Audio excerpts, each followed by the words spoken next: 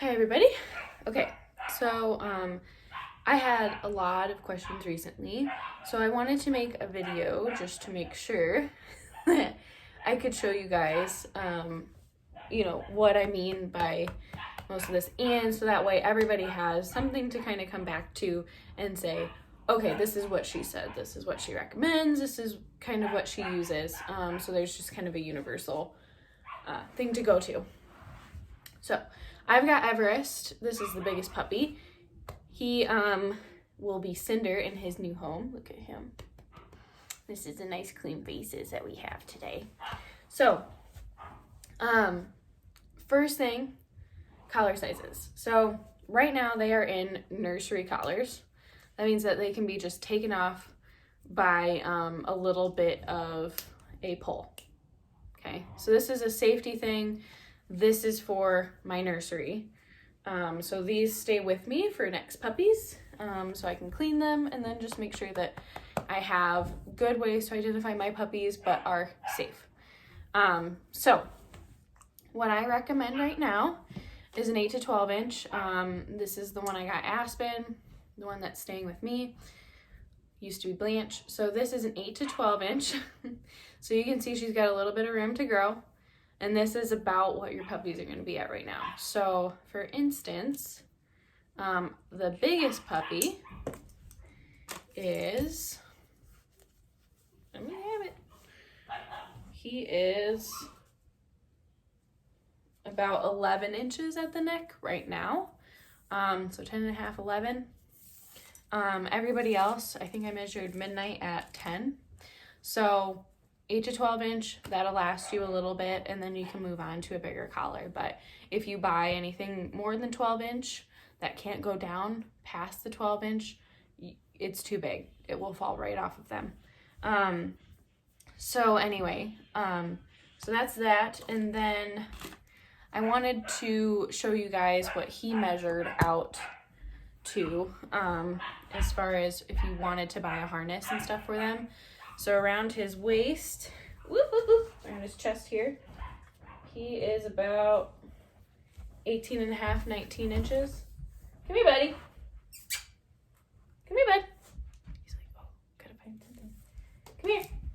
No. For carriers, he's the biggest puppy, right? So he's actually flying, so he has to fit in a certain size container, but he should be fine. So if he'll stand, we shall see. So he is about maybe 14 inches at the withers. Yeah, I'd say so. 14 or 15. And length of his body. Hold on, dude.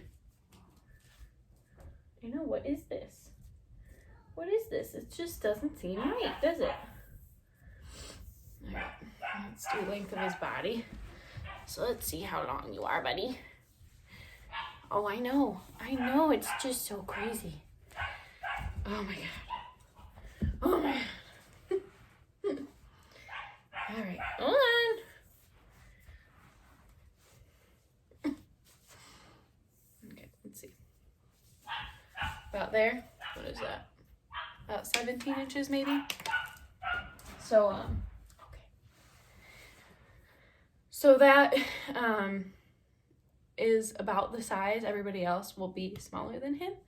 So that's kind of where he's at.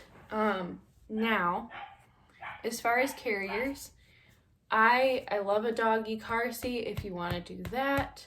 I buy these, so I get a harness for each one of my puppies for in the car, and then I hook them up to this.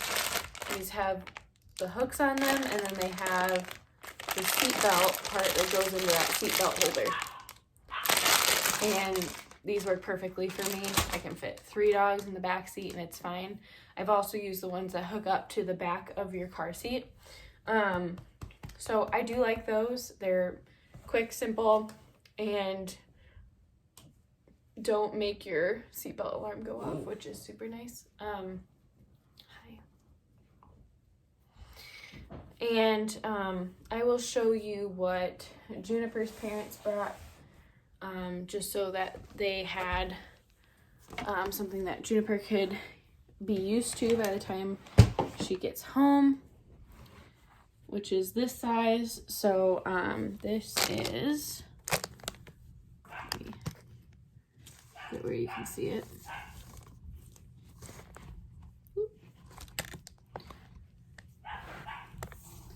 So this is about 15 inches tall. Hey, 14 inches wide and about 20 inches long. So this should be perfect for them. They'll be able to lay down in there, get comfy. We've got a good bed in there. So that should work out fine. Okay, let me move this back. Okay, buddy. Okay. And then as far as things for the cold weather, they should be fine. They're used to going in and out. It's not a big deal unless you're out in the cold for God knows how long. Then you could do a sweater. You could get like the puppy jackets, and at that point, go to the store with them, measure them when you get home, or measure them for when you want them out in the cold, like if you... So cold weather, they shouldn't need a whole lot of anything. They're going to be indoor pets. They're not dogs that do well outside to fend for themselves in the cold and the heat. So if you're out periodically lending them out to potty, they should be fine for the few minutes that it takes to make them go. So don't worry about it. As far as booties, you could get booties, but I would say most people won't take the time to do the training that needs to happen in order for them to keep their booties on. So if I had to guess, and he was just in here, I'd say their feet aren't more than like 6 to 7 inches around. I don't know if that helps you, but honestly, I wouldn't spend the money on booties. I don't think they're worth it unless you do a ton of hikes and rough terrain, stuff like that, maybe. But then you need to take the time to train them how to use those booties and not just want to take them off. So most dogs will not put up with that for very long. I know my dogs personally probably would just take them off, and I wouldn't spend the time to train them on it. But I don't do a whole lot of things that would really wear down their paw pads or anything like that. So booties right now, I wouldn't worry about it. And then at that point, if you're going to do that, get something cheap for right now. And then when they are fully grown, about 2 years old, then buy something nice for them. And you can get those specially made, measure out their feet at that point. But yeah, dog sweaters, coats, raincoats, those are all fine. They should put up with those fairly decent. And then at that point, you can kind of use the measurements that I took of Cinder as your baseline, Everest Cinder, and that should work. Now, most of the time, I don't put anything on my standard poodle. I did put some on my miniature poodle mix, but honestly, it's not worth it. If you want to spend the money, that's fine. I would more spend my money on hair-saving collars, but I like collars that are, meant for if you wanted to grow more hair in the back here and not have it catch or mat from a regular collar, because my dogs usually don't wear collars throughout the day. Then spend your money on that, because those go anywhere from $50 to, if you want a really cool one, $200. So that's what I would spend your money on rather than anything else. Coat types, for the most part, I've known a whole lot more white and black poodles. Black poodles tend to have a little bit of a kinkier, tighter curl it seems, than white. What I've heard about white is that they will mat pretty easily because their hair tends to be a little bit textured, a little bit finer, and just easily matted. So watch out for that. Onyx can go a week or two without brushing, and as long as she's shorter, won't have a ton of mats. Her curls stay pretty tight to where, she can be fine. But for the most part, like, keeping her nice and straight to do the nice scissoring and everything is a little bit harder because it is a tighter curl. And I've heard that from groomers as well. Haven't had a ton of experience with grown brown poodles. What I will say about this litter is the white ones are pretty fluffy, pretty straight haired. The blacks have a nice curl right now, which is subject to change because they will go through a coat change. But right now it's nice and soft, shiny, and you can notice like the bigger curls in them. The browns are a little bit coarser haired, at least in this breeding as puppies. I would expect that they will get a finer hair, a softer hair when they go through the coat change. But right now they're pretty coarse. So they're a little bit wirier looking than the others in this group. So for that, I would say, use more conditioner. If you want to go ahead and bathe them at home, that would be my ideal. If you want salmon oil and stuff, but their hair should be really easy to take care of because it is a little bit coarser than the others. And you'll find that poodle people will say, oh, this dog has a soft coat, this one has a rough coat.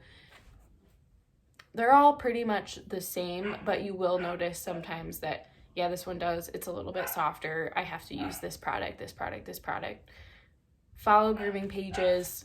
That's the best thing. And if you really don't know, just go to your groomer. Ask them what they like to use on your dog.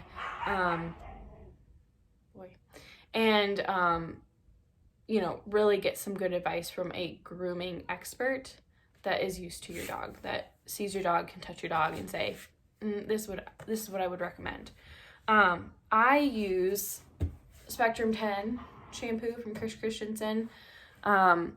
So this shampoo, you dilute 16:1.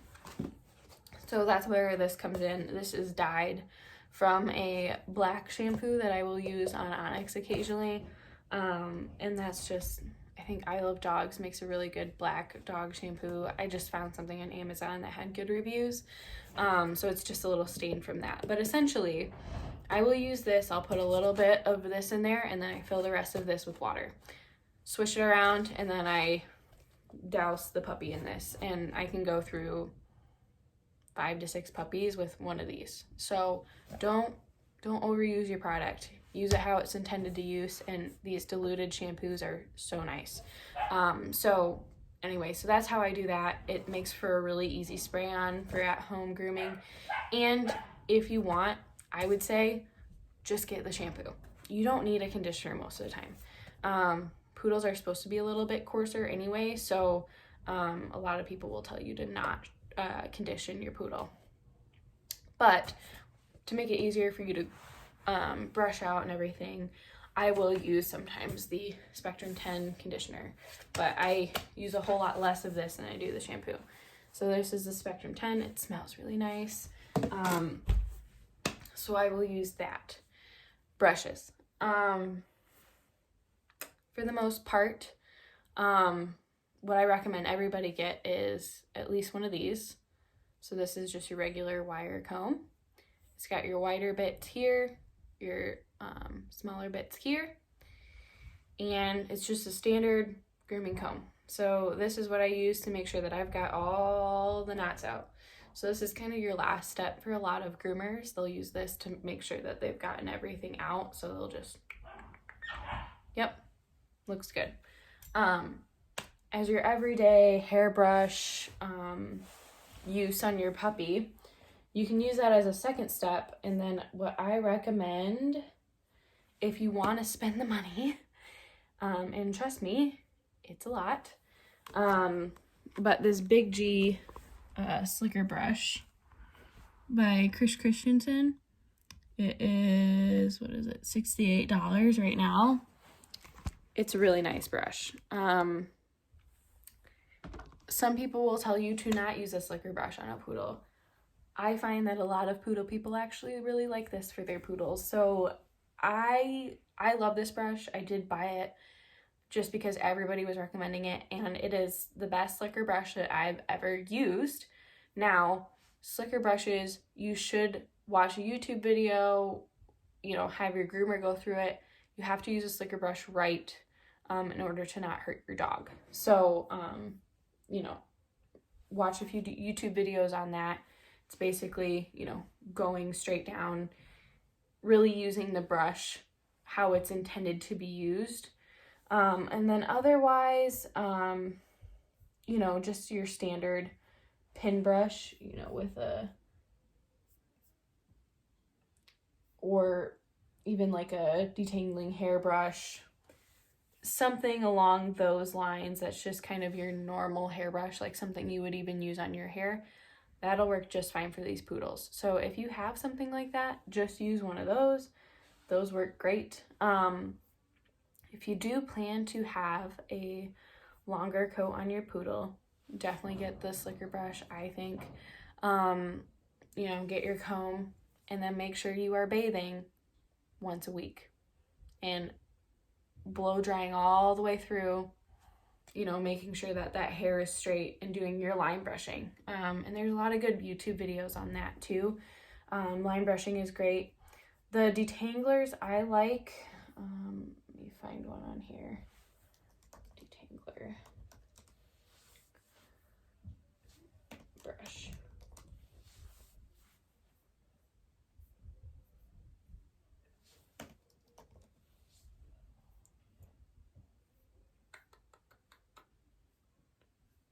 Now, the one I have is like this. So this is like the detangling brush I have. So it's really long, and these are sharp. So this will actually kind of cut through that mat. I guess it's a dematting brush. So I do like those if you are keeping it longer, because you don't want to hurt the dog trying to go through those tangles all the time, or mats. So if you're trying to break up that stuff, your puppy will go through a coat change as well, and that'll happen anywhere from 6 months to a year and a half of age. You'll start to notice, especially if you keep your dog long, that you'll have more mats, and they'll just show up all the time. Doesn't matter how much you brush them. At that point, if you want to keep the hair long, you want to save all that hair, then you need to be bathing and blow drying and brushing that out completely as often as you get the mats. So if you're getting a ton of mats, bathe them, brush them all the way through, comb them every day. If you start to notice a lot more mats, bathe them again, blow dry them all the way through, brush them completely out, and do all your line brushing. It's a lot of work to keep that much hair on a poodle. So for that, I recommend that, you just don't go through the coat change with your poodle. You'll regret it, especially if you're not a groomer. Just don't bother. Keep them shorter, let them go through the coat change, and then, you can grow the hair longer again. It's not a big deal, right? Especially if you're not showing, doesn't matter. And then, let's see. I'm trying to remember what other questions I had as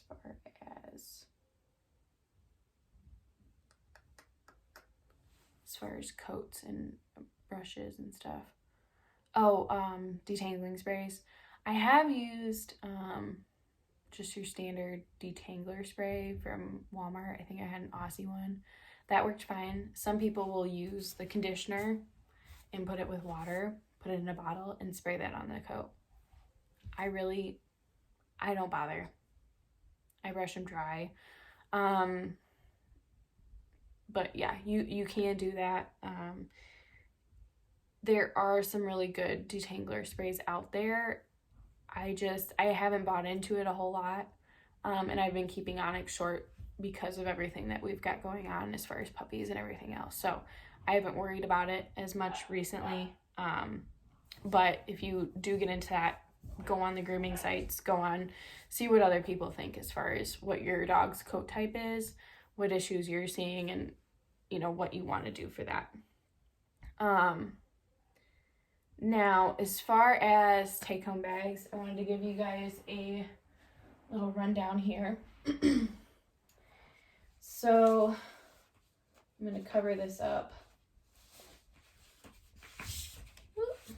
Okay, so this is Cinder's paperwork, okay? So it's got all of his information as far as what dates he had worming, his birthday, all of that stuff on here.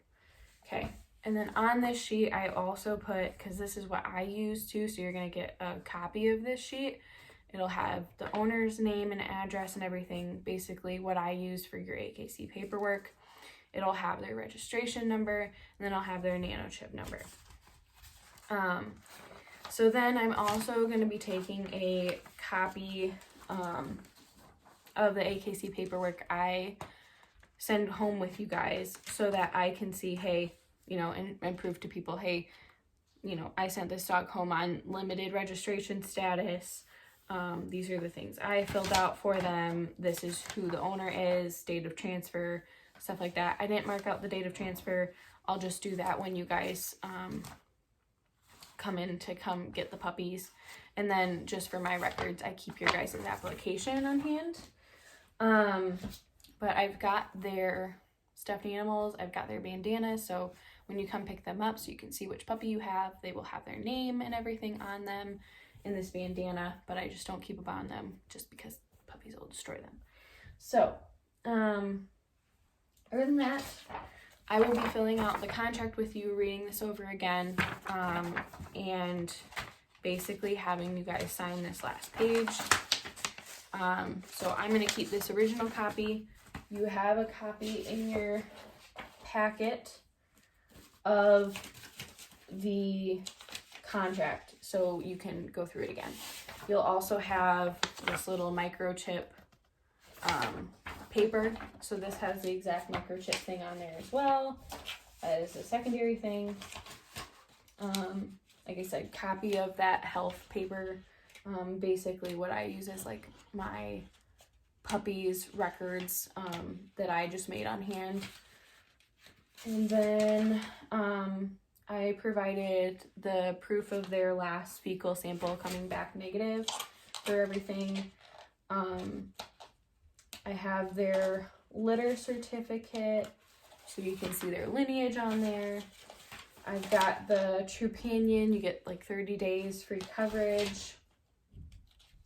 And then I've got the whole litters bull hard testing put in your packet as well. I have some information on guidelines for exercise until they're 2 years of age, so you can see what's kind of proper as far as exercise for your dog. Okay, so after that you have your AKC papers. You should do this on every single puppy. Make sure you do it in the first day that you come home. There is a way for you to also get 30 days free health insurance for your pet on there as well. So I will go through this with each and every one of you. I just don't want to show anything bad on here. But anyway, so it'll have your number at the top. I fill most of this out with you, or for you.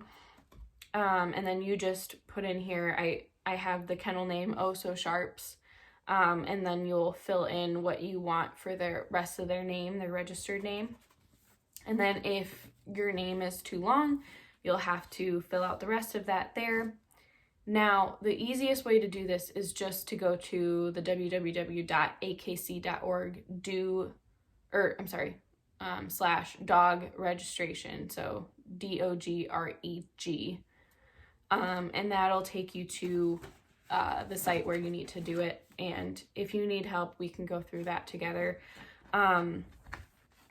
So it gives you a PIN number for the application, and then I fill out your color things for you so you don't have to look. But then on the back, it just shows where I say, you know, hey, you know, I transferred this dog to you, this date, here's your name and everything, number, and I didn't fill out the email on this. If you want to change it, go ahead and change it. But yeah, essentially that's what's all in here. Then aside from that, I'll show you Everest's. This is their vet health record from my vet. So it shows your puppy, and then it is their vaccination record. And then I did their Bordetella on 2/3 because with COVID, my vet didn't realize that I wanted Bordetella on these guys, so I had to go pick it up later. So they got it on 2/3 instead of on the same date as their first vaccinations. And then it shows that I did give them Panicure as well, which is a dewormer, on 1/26, and then 3 days. Basically that's given for 3 days. So they actually got that for 3 days, but I'm not marking each day that those were given. So, but then you've got your proof of vaccinations here. And then aside from that, on that original paper that I showed you for my own health records, I gave each one of the puppies parental 3 times before the Panicure. So they've been dewormed a lot. And then aside from that, I'll show you my vet clinic's information, but they've got here, you know, basically your wellness check. So that shows you kind of what all their stuff came back at. Everybody was completely normal, so nothing too exciting there. But that's what comes there. And then I've got some dried pumpkin powder and Fortiflora. So that is all in your packet, along with then your customized blanket too. So that's kind of what comes with the puppy. And like I said, I'll go through it with everybody when you guys come. Should be fairly simple to do. And if you have questions, go ahead and get a hold of me. I will post this. I'll probably try to upload this to YouTube today, and I'll try to answer a few of the questions just in the Facebook group and then by email to anybody who's emailed me. So that way I answer those quickly. I'm gonna get puppy pictures done today as well. So I'll get those uploaded and everything, but that should be it. I think that's it. Puppy take home week. Bye guys.